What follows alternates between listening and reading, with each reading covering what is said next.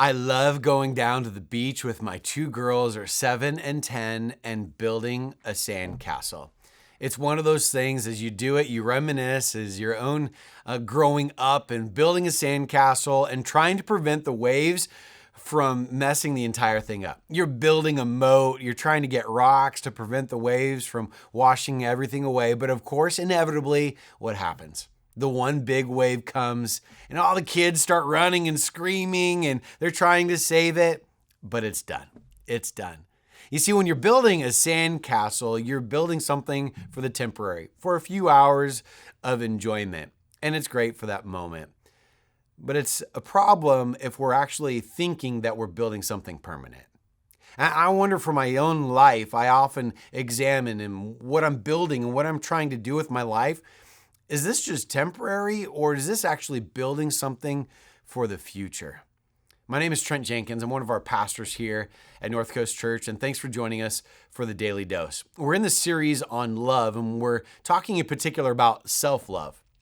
And Socrates has this quote that says, "The unexamined life is not worth living." And I think that there's something so profound about that of, are we examining, are we evaluating what it is that we're doing, and does it have purpose, and does it have fulfillment? Because if we're living our life on accident, then we don't know why we're successful, and we don't know why sometimes we're even failing at things. I think the person that doesn't live their life on purpose with intentionality, ultimately they land where they are at, and they can't tell you why they got there. I want to focus in on Luke chapter 6, and it says this, "Why do you call me Lord, Lord, and do not do what I say?" He says, "As for everyone who comes to me and hears my words and puts them into practice, I'll show you what they're like. They're like a man building a house who dug down deep and laid the foundation on rock. And when a flood came and the torrent struck that house, it could not shake, because it was well built. But the one who hears my words and does not put them into practice is like a man who built a house on the ground without a foundation. The moment the torrent struck that house, it collapsed and its destruction was complete." Are we building our lives on purpose with intentionality? I look at the builder of this house that was building it on the rock. I mean, digging that deep foundation. It was much harder than the one being built on the sand. The sand is typically flat. It's much easier to be able to get materials there easily to be able to build. There's water right there, but the one that's on the rock is having to hike up timbers, hiking up these large stones, digging in an awful terrain. But he's doing it because he knows that it's going to last much longer. He's building on purpose. Are you building your life on purpose?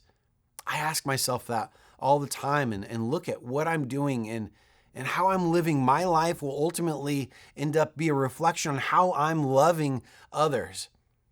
If we're self-loving, then it gives us the ability to also love others more deeply. I question sometimes, there's the verse obviously where it says that we should love each other like ourselves. But sometimes I got to question, do I want that person loving another person like themselves, because they're not loving themselves very well? They're not taking care of themselves. They're an emotional mess. Their relationships are a disaster. Do we want that person loving somebody like themselves? I have to look at my own life and how I'm treating myself and thinking, man, how am I treating other people if I'm treating myself like this? If I'm not taking care of myself, I'm not emotionally stable, my relationships are going well, how am I going to be able to love other people?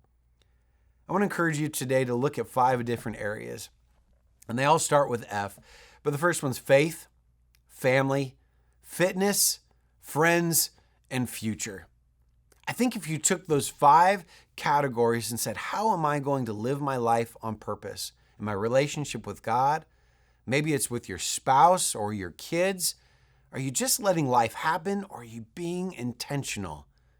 And with your friends, your future, our fitness, how are we going to be able to last and be there for those other people in our lives if we can't even physically make those things happen?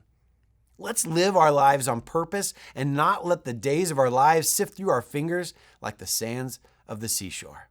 Have a great day, everyone.